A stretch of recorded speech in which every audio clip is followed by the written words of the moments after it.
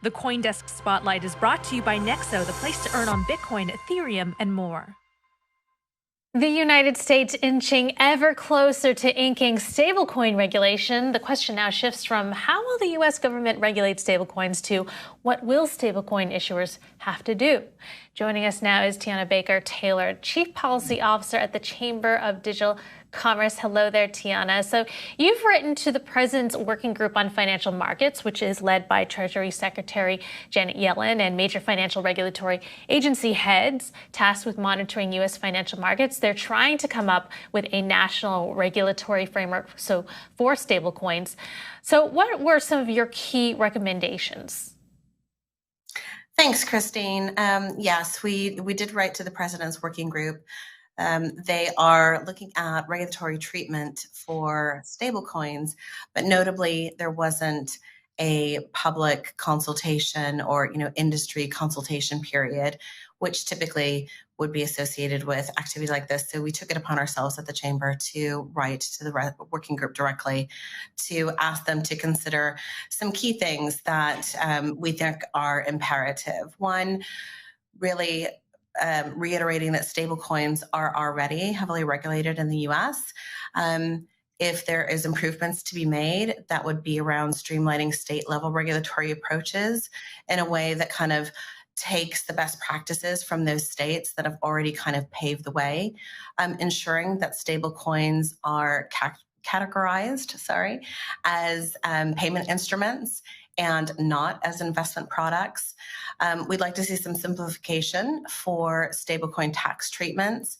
And if there is an appetite to do something at the federal level, we would like the working group to consider special purpose charters for stablecoin payment systems that meet certain regulatory requirements. Teana, it struck me that you said it hasn't been more of a public conversation. Why is that? I think that there has been a number of regulatory considerations across crypto assets over the last 6 months. We've seen quite a lot of activity, a number of bills posed, a number of agencies at the federal level taking action or putting out statements. And I think that the President's Working Group has been tasked with kind of bringing all of these agencies together. We've seen different statements made that the administration expects that these agencies work more closely together. So I hope that this is just the beginning of the conversation around how we're going to treat stablecoins within the U.S.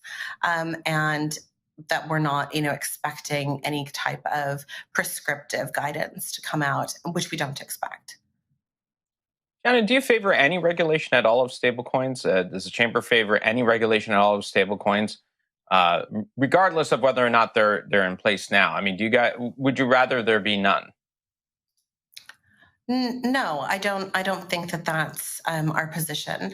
I think that we. Why not? Why? Well, because Why not? Stablecoins really kind of are enabling that gateway or that bridge. They're bridging the gap between traditional payment systems today and that legacy payment system and in the future innovation of payment systems. And so, if you're operating kind of within those payment systems, I think that there is a strong case to be made that there does need to be some level of oversight. However, the level of oversight that we have now is actually quite effective. And so we're encouraging that we look to the state practices to see whether or not there are any gaps. I think the other area to consider is whether or not stablecoins pose a systemic risk. And we believe that today they do not. So there is an argument to be made for, regulation that is, fit for purpose and that is based on risk. And if you're looking at the stablecoin situation today, we don't want to overregulate based on the level of risk.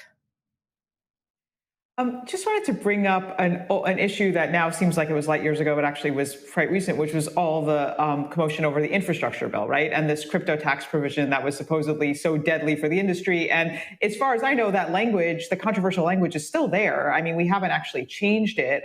We don't really know what's happening with it. But Can you just tell us a little bit about the status of this? Because there were people in the crypto industry warning that if this language went through, it would be kind of like a disaster for the industry. Now that language seems like it could still go through. So what does that mean?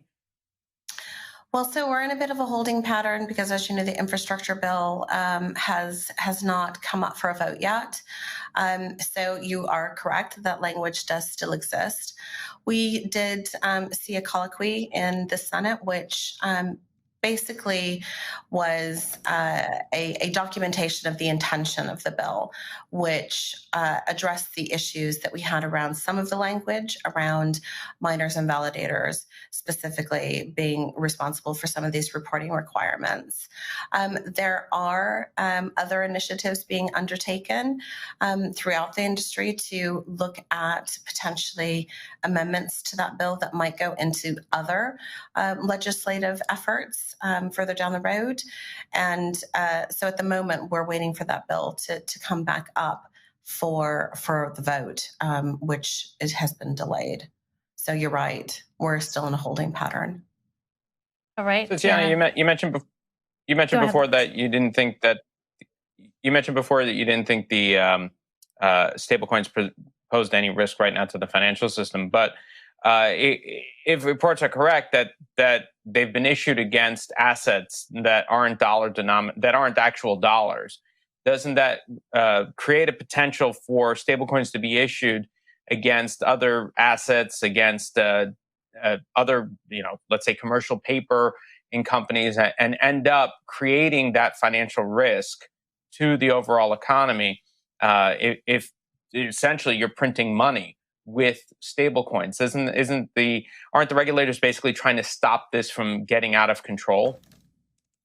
So in our letter, we are addressing specifically U.S. Focused stablecoins intended to be, used in the U.S. headquartered stablecoin firms, and those types of payment systems. And what we're saying is that they're already well regulated at the state level, and that they don't currently pose a systemic risk. So I'm not saying they don't pose any risk at all. So your question around, the printing of money, most U.S.-based stablecoins are capitalized.